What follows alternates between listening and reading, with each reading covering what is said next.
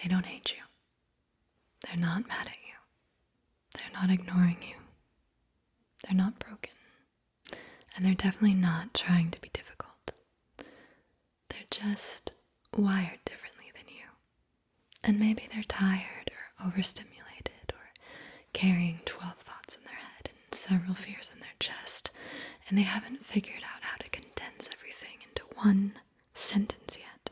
Some people recharge by being around others. Some people recharge by being left the hell alone.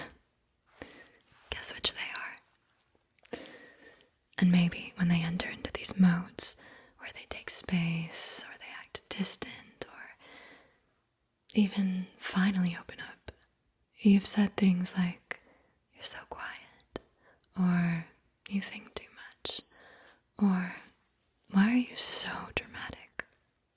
To which I'd like to offer on their behalf, they're not quiet. They're filtering. They're not overthinking. They're still processing. And they're not being dramatic. They're feeling things that you might have learned to tune out. You may have mistaken their calm for coldness, their overthinking for drama, or their silences for rejection. But most of the time, they're just trying to make sense of things. See, this person values things like depth, honesty, softness, weirdness, space, wonder, and the way the sunbeams illuminate certain things or bounce off the water, while you might value productivity, straightforwardness, certainty, small talk, solutions, efficiency, fast responses. It's not that either of you is wrong. You just have different internal operating systems. Your Google Chrome, they're a vintage record player. Same goal, play the song, totally different processes, right? They're not too sensitive. They're not too complicated. They're not too emotional. Maybe it's not that they feel too much. Maybe it's that most people have been taught to feel too little. Maybe they're just fluent in a language that you were never taught. They have a rich, chaotic, layered, non-stop inner world. Think Pixar meets 2001: A Space Odyssey meets a journal with no margins, or part diary, part dreamscape, part overcaffeinated group chat, all happening inside one person. They have 3 tabs of reality open, all at once. You don't see it all the time, not because it's not there, but because they've learned to protect it. They have every barrier imaginable up to safeguard it from others. Maybe they grew up being told to lighten up or get over it, or that they were too much. So now they only give you the tip of the iceberg, and they keep the remaining 90% of themselves submerged deep inside. There's a lot going on in there, because they notice everything. The millisecond delay before you fake a smile, that someone laughed too hard at the wrong moment, when the group energy shifts even slightly, how the music playing in the background doesn't fit the vibe, that thing you always do with your hands when you're lying, the compliment that was actually a deflection, the background hum of the light bulb, the lighting. It's a lot of stimulation all the time, which means even a simple conversation can feel like a tightrope over an emotional soundscape. That's why the silence, it's not always avoidance. Sometimes it's recovery. So yeah, maybe they react differently. They're not trying to be difficult. They're trying to keep their internal orchestra from turning into a riot. If they grow quiet, they're sorting everything out before speaking. If they don't say what they're thinking, maybe it's because they've already written it out in their brain and then deleted it a dozen times. Just because they don't say it doesn't mean they're not feeling it. And the last thing they want is to be perceived as a puzzle simply because it's so hard to explain all the layers. They just want to be unconditionally accepted and understood. They don't need fixing. They don't need advice. They don't need to be talked out of their feelings.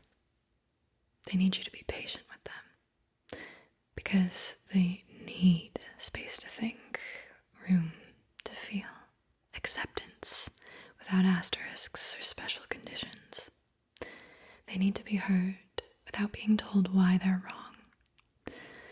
And when someone shares their truth, they're not handing you a math problem. They're giving you a window. They don't need you to solve who they are. They want you to look into their window, peer into the spirit, their soul. They want to feel safe letting you in and feel free and fully themselves around you. If they trail off mid-conversation, wait for them to circle back around. If they act distant, check in. If they randomly laugh out loud, just roll with it. Hearing their world, their inner thoughts, their process, it doesn't mean you have to agree with it. You may never fully understand where they're coming from or how the dots connect. And that's okay. That's acceptance. They're already working so hard to exist in a world that so often misunderstands their wiring. So please, please, please stop trying to fix them. Support them. Believe in them. Encourage them.